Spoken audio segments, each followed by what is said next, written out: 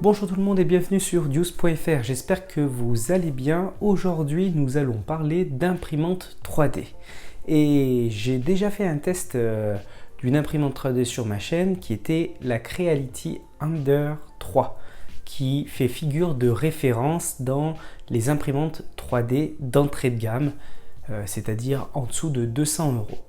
Et aujourd'hui je vais tester une sérieuse concurrente puisqu'il s'agit de la Artillery Hornet, qui est également en dessous des 200 euros. Alors, fait-elle mieux que le modèle de référence qui est l'Ender 3 actuellement, ou moins bien? Et bien, c'est ce que je vais essayer de répondre durant ce test. Si vous n'êtes pas abonné à la chaîne, je vous encourage à le faire. Et puis si vous appréciez mon contenu, n'hésitez pas à mettre un petit pouce bleu, ce qui m'encourage à continuer. Alors je vais essayer de répondre dans un premier temps à une question qu'on me pose souvent. À quoi ça sert et qu'est-ce qu'on peut faire avec une imprimante 3D? Eh bien, pas mal de choses. Déjà, on peut imprimer pas mal d'objets du quotidien et plutôt que d'aller au magasin, etc., on peut même avoir des pièces un petit peu sur mesure. Pour ça, il y a plusieurs façons de faire. Soit on crée soi-même ces pièces sur un logiciel 3D comme Fusion 360 et on imprime ces pièces par la suite, ce qui est idéal pour le prototypage.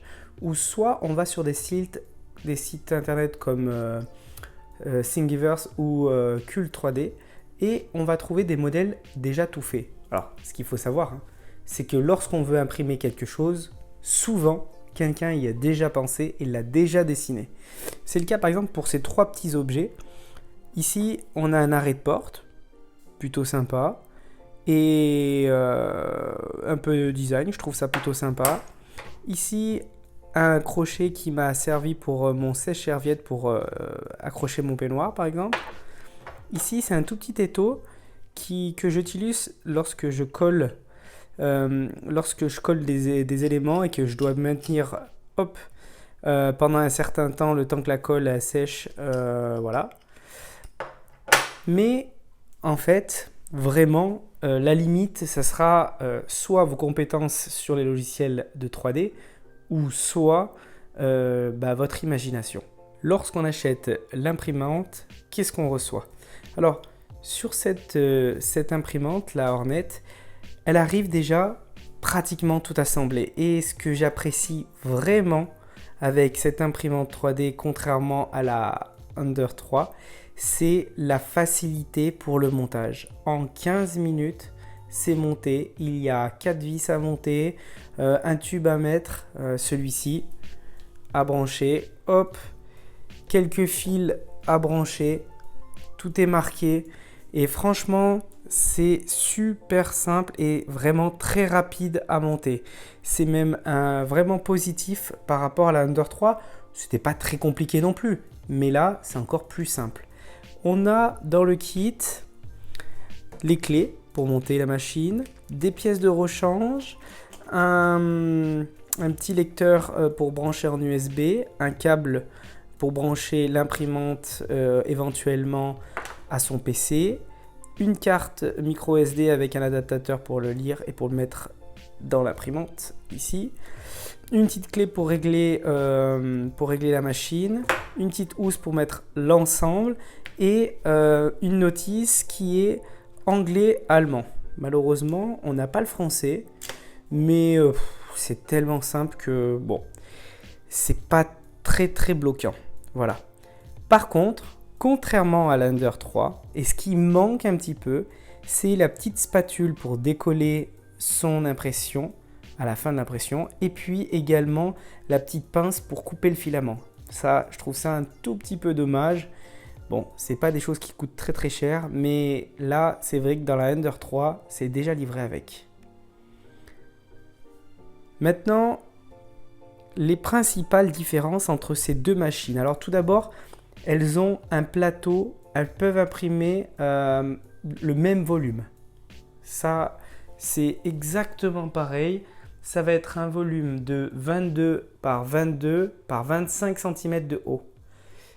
Les plateaux, par contre, eux, sont complètement différents. Ici, on a un plateau en verre texturé, type Ultra Base.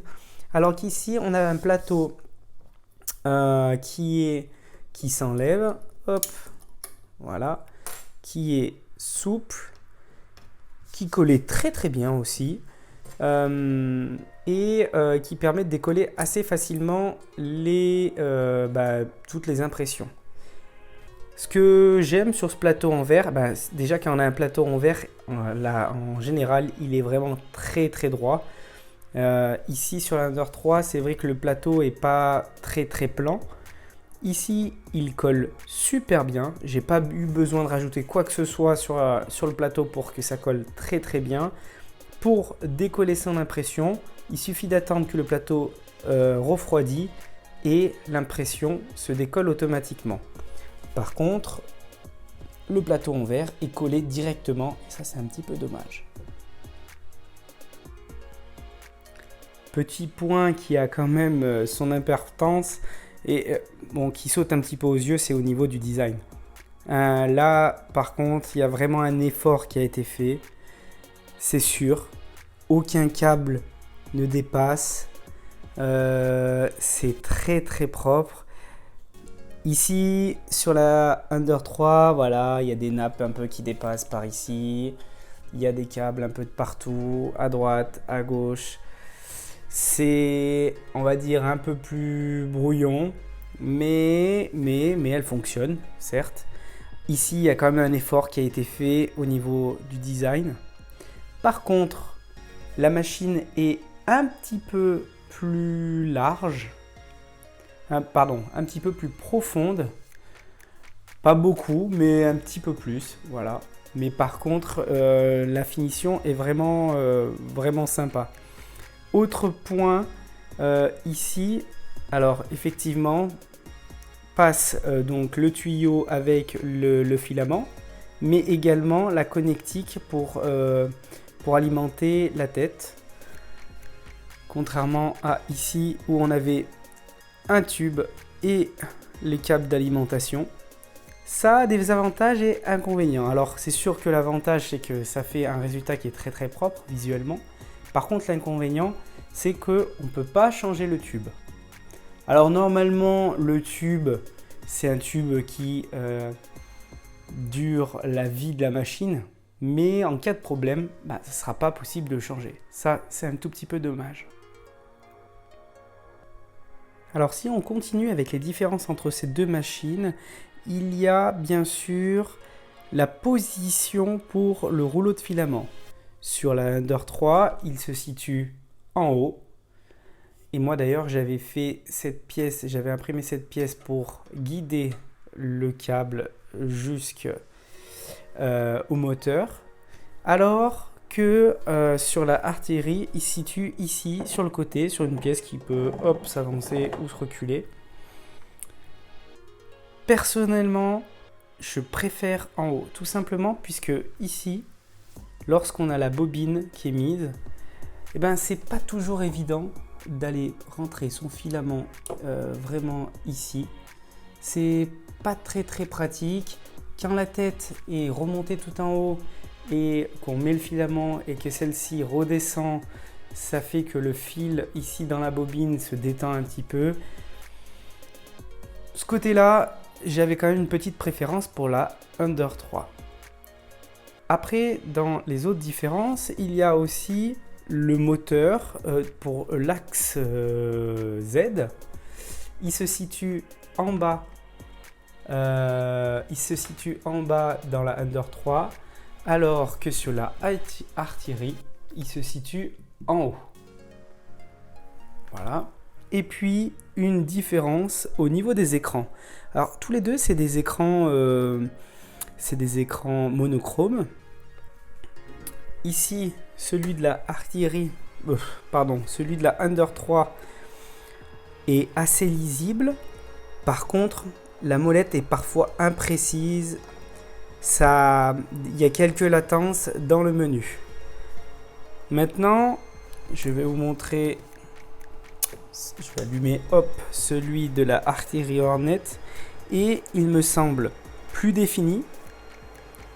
Et bien sûr, alors La molette, par contre, elle fonctionne beaucoup mieux et il n'y a aucun problème pour sélectionner son menu, etc. Donc je préfère celui-ci. Maintenant, vraiment, pour moi, la différence entre ces deux machines, la plus importante et ce qui va faire que je vais choisir de garder la Hornet, c'est le bruit lorsque l'imprimante imprime. Sur la Hornet, on est passé désormais sur des drivers TMC 2100 et en fait l'imprimante est très silencieuse. On entend uniquement le bruit du ventilateur pour l'alimentation, mais les déplacements sont très silencieux. Sur ma Under 3 génération 1, attention puisque maintenant il y a eu une évolution, donc je parle bien de la première génération, les bruits des moteurs sont vraiment, c'est assez bruyant quand même. Donc on ne peut pas imaginer de travailler à côté de la machine pendant qu'elle imprime. Alors que la Hornet, il n'y a aucun problème pour ça. Alors je sais qu'on peut modifier la Under 3 pour réduire ce bruit. Mais là, par défaut, la Hornet le fait. De plus, vous avez des petits ici tendeurs pour les courroies qu'il n'y a pas dans la version 1 de la Under 3. Il me semble qu'ils l'ont rajouté dans la version Pro ou dans la nouvelle version. Bon, parlons maintenant du point le plus important, la qualité d'impression. Est-ce que cette imprimante est mieux, moins bien que la Under 3? Écoutez, j'ai monté la Hornet en 15 minutes, j'ai réglé le plateau et j'ai lancé la première impression qui était sur la carte SD. Voici ce que ça donne. Il s'agit du logo de la marque sur un petit cube. Et le résultat est vraiment bon. L'impression était rapide et j'ai l'impression qu'elle imprime même plus vite que la Under 3. J'utilise un filament vraiment classique, c'est du Ice Filament à 17 € la bobine sur Amazon. Je vous mets le lien dans la description si ça vous intéresse. Et le résultat était impeccable. Alors j'ai fait d'autres impressions, des jeux pour les enfants, etc.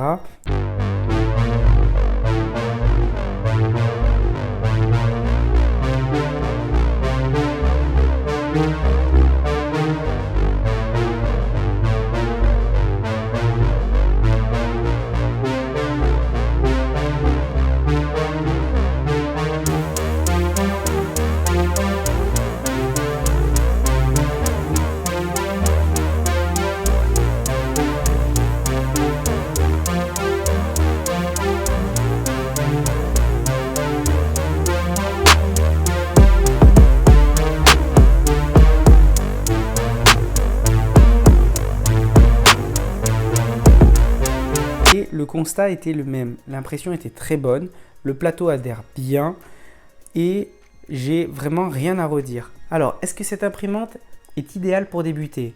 Oui, c'est sûr. On la monte, c'est rapide, on la branche, on lance des impressions et ça fonctionne.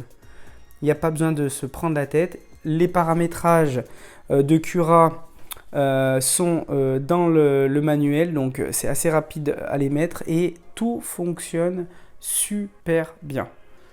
Maintenant, est-ce que je vais garder plutôt la Under 3 ou la Hornet comme imprimante? Mon choix est fait, ça sera la Hornet. Tout simplement parce qu'elle est beaucoup plus silencieuse et c'est beaucoup plus agréable d'avoir cette machine à côté de soi pendant qu'elle imprime plutôt que la Under 3 première génération qui vraiment fait beaucoup de bruit sur les axes. Maintenant, il y a quand même quelques défauts qui, bien sûr, je vais vous les indiquer. Déjà, je ne suis pas vraiment fan du support de bobine ici, qui fait que déjà, c'est pas très facile à rentrer le filament ici dans cette petite pièce en ayant la bobine vraiment juste à côté. Donc pour moi, je préfère un peu le système de la Under 3 qui fait que le filament, la bobine se situe en haut. Moi, j'avais imprimé cette petite pièce pour guider le filament. Donc là, c'est un petit point que j'aime moins. Autre point où il va falloir faire un petit peu attention, c'est ici ce levier qui est en plastique et je pense que dans le temps, c'est possible que cette pièce casse. Alors, c'est pas très grave. Cette pièce est très facilement remplaçable et la pièce coûte 12 € en métal sur Amazon. Je vous mets le lien dans la description. Et c'est d'ailleurs une modification que j'avais faite sur ma Ender 3 puisque cette pièce avait cassé également. Donc voilà.